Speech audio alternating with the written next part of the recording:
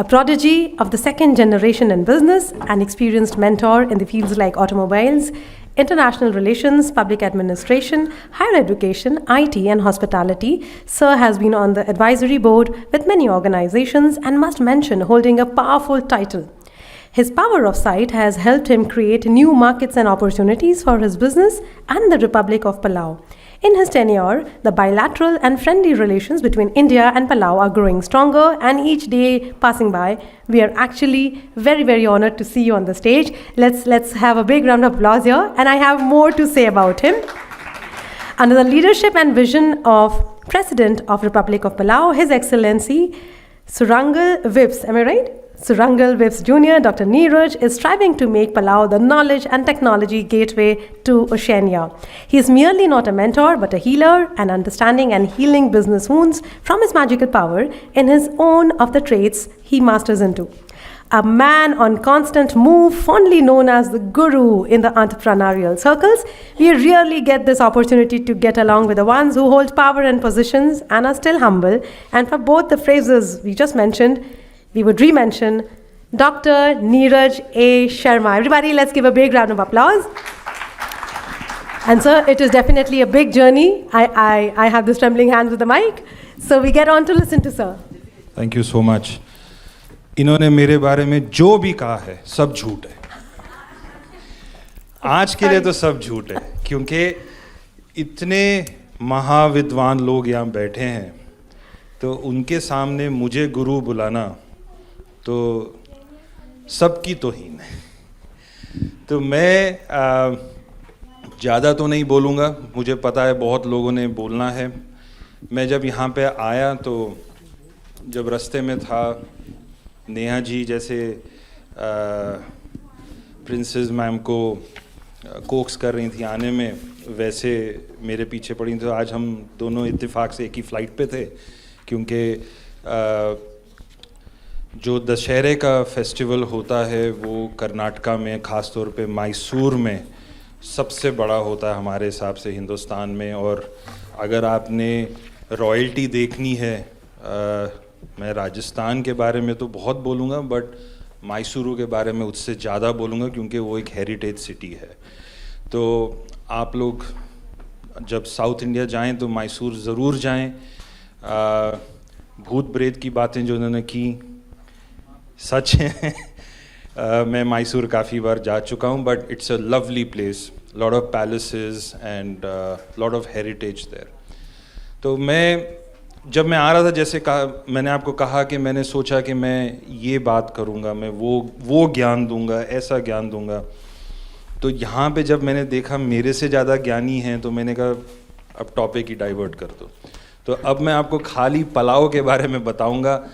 Pulao is a small island nation, Pacific Ocean में है, और हमारी जो आबादी है बहुत ही मैनेजेबल है, तकरीबन 21,000 लोगों की.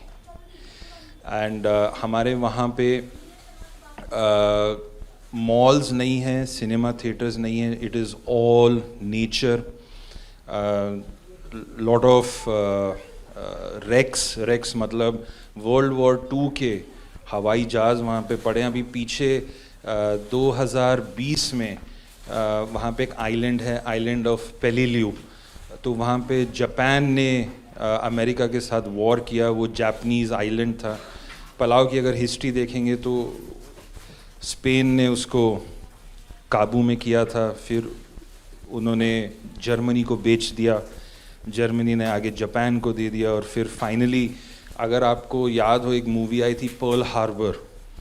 तो पर्ल हार्बर में आपने देखा होगा कि जो जापानीज़ एयरक्राफ्ट थे वो फ्लाई इन करके यूएस टेरिटरी में आके उन्होंने बम्बार्ड किया. बट देन जब अमेरिकन्स की बारी आई तो वो उनके फ़्लाइट्स जा सकते थे बट वापस नहीं आ सकते थे, क्योंकि रीफ्यूलिंग नहीं हो सकती थी. तो इसके कारण पलाव बहुत स्ट्रैटेजिक था. तो काफ़ी वॉर हुई, प्लेन्स अभी भी वहाँ पे पड़े हुए हैं, शिप्स पड़ी हुई हैं अंडर द सी, क्योंकि पॉपुलेशन कम है. हमारी जो कंट्री है पलाव, वो 400 से ज़्यादा आइलैंड्स की कंट्री है. तो कई आइलैंड्स में तो आज तक लोग गए भी नहीं हैं. और वहाँ पे भी एयरक्राफ्ट्स पड़े। तो जैसे मैं बता रहा था 2020 में एक उनको एयरक्राफ्ट मिला जो 1944 की वॉर से होगा, वो वैसे का वैसे वहाँ पड़ा हुआ है और उसकी सीट में जो स्केलेटन्स हैं वो स्ट्रैप्ड थे। तो आइडेंटिफिकेशन खाली जो टैग होता है, जो डॉग टैग होता है, उससे पता चला कि वो अमेरिकन्स थे। तो फिर अमेरिकन गवर्नमेंट से उनके प्रतिनिधि आए और फिर जो रिमेन्स थे वो लेके गए। तो Palau is very very interesting country. मुझे पता होता तो मैं आपको पावर पॉइंट या यूट्यूब से कोई वीडियो दिखाता, तो इट्स वेरी मेस्मराइजिंग। तो मैं क्यों पलाव के बारे में बात कर रहा हूँ, क्योंकि पलाव से मैं अब एक रीजन की तरफ जाना चाह रहा हूँ। क्योंकि मैंने देखा कि यहाँ पे जो जितने भी आप लोग हैं, कोई एस्ट्रोलॉजर हैं, कोई अखाड़े के चीफ हैं, कोई कॉस्मिक हेल्थ में हैं, कॉस्मिक थेरेपी में हैं। मेरी तरफ से मैं जो भी आप लोगों की मदद कर सकता हूँ पैसिफिक रीजन में, ओशियाना रीजन में जहाँ पे पलाव स्थित है। ओशियाना रीजन में करीबन 14-15 कंट्रीज़ हैं। आपने ऑस्ट्रेलिया का नाम सुना होगा, न्यूजीलैंड का सुना होगा, पपुआ न्यू गिनी का सुना होगा और फिजी का सुना होगा। फिजी के बाद आज आप पलाव का सुन रहे हैं, बट उसके अलावा Solomon Island, Cook Island, Marshall Island, Tuvalu, Tonga, Niue, Samoa, Federated States of Micronesia, Kiribati, ये सब भी कंट्रीज़ हैं। तो मैं आज इस मंच के ऊपर खड़ा होके मैं और कुछ नहीं, मैं इतना ही बोलना चाह रहा हूँ कि जिसको भी यहाँ से अपना काम बाहर लेके जाना है, हम मेंटोरिंग करते हैं। मैं ख़ास तौर पे वुमेन एंटरप्रेन्योर्स के साथ बहुत काम करता हूँ मेंटोरिंग में, to establish businesses and to take businesses overseas to create processes. तो मैं I am willing and I am happy to support anybody who wants to go not only to Palau, to any other country, कि how to approach a country। हर एक country का approach अलग होता है। जो लोग बोलते हैं हम 10 कंट्री में काम कर रहे हैं, हम 12 में कर रहे हैं, आप वास्तव में देखेंगे 2 में ही कर रहे होंगे। बिकॉज हर एक कंट्री के लॉज अलग होते हैं, हर एक कंट्री के कल्चर्स अलग होते हैं, हर एक कंट्री के ट्रेडिशंस अलग होते हैं। फॉर एग्जांपल इंडिया में जो लाल रंग की कैंडल होती है, that is considered to be romantic or auspicious, but the same candle of red color in Germany is considered or is used when there is a demise in the family. So her country का culture जो है वो अलग अलग होता है। तो off stage I'm always there, we are based in Janakpuri. यहाँ पे आप मेरे को सोशल मीडिया के थ्रू कनेक्ट भी कर सकते हैं। I am happy to help and I am very very thankful to doctor Neha Kala. मैं नहीं आने वाला था, बट मैंने आई थिंक एक बहुत अच्छा डिसीजन लिया कि आप लोगों के बीच में आया हूँ एंड आप लोगों से मिलने का मौका मिल रहा है। क्योंकि आम तौर पे हम लोग बिजनेसमैन को मिलते हैं, हम लोग फेलो डिप्लोमेट्स को मिलते हैं, राजनीति से लोगों को मिलते हैं, बट ऐसा जो क्राउड है ये आई थिंक मैं पहली बार मिल रहा हूँ। So thank you so much to the organisers and you are doing a wonderful job. Please carry on. I hope I'll see you someday again. Absolutely. Thank you इस बात so का तो much. वादा करके जाएंगे कि फिर से मुलाकात होगी। Sure. ये पलाव पहुंचने के लिए which is the route जो ले सकते हो, क्या हम इंडियन को वीजा की जरूरत पड़ती है? So मैं ये टॉपिक टच ही नहीं करने वाला था। No, I was just joking. Right now, अगर पलाव जाना है तो the easiest way is to go through Philippines, Manila से जाना होता है।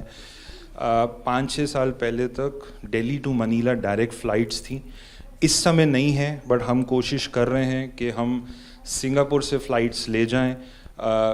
जहाँ तक वीज़ा की बात है, it is visa on arrival for tourist. बाकी अगर for Indians visa on arrival for tourist. बाकी अगर आपने वहाँ पे काम करना है जाके तो बंदा हाजिर है। एंड यहाँ से मनीला पहुँचने के लिए आपको वाया थाईलैंड या वाया सिंगापुर जाना होता है। 3-4 घंटे की फ़्लाइट है, और सिंगापुर या थाईलैंड से आगे मनीला की 3 घंटे की फ़्लाइट है, और मनीला से 2 घंटे 20 मिनट की फ़्लाइट है। So that is the way to go, but probably by early next year, instead of 3 flights, it will only be 2 flights. So we are working on that. Thank you so much for bringing that up. I in fact forgot to say that. Wow, wonderful. And sir, we will request you to please stay back while we present you a token of appreciation. Thank you. I request Sanjay Khera sir to join us on stage, and also Mahant Shri Aditya Krishnan ji to join us for felicitation of Neeraj sir. And if Neha ma'am is around, do we have Neha Kala ma'am around? Let's give a big round of applause, everybody. महंत जी, आप भी हमें please join करें. And a beautiful token with a yet another beautiful certificate. Wow.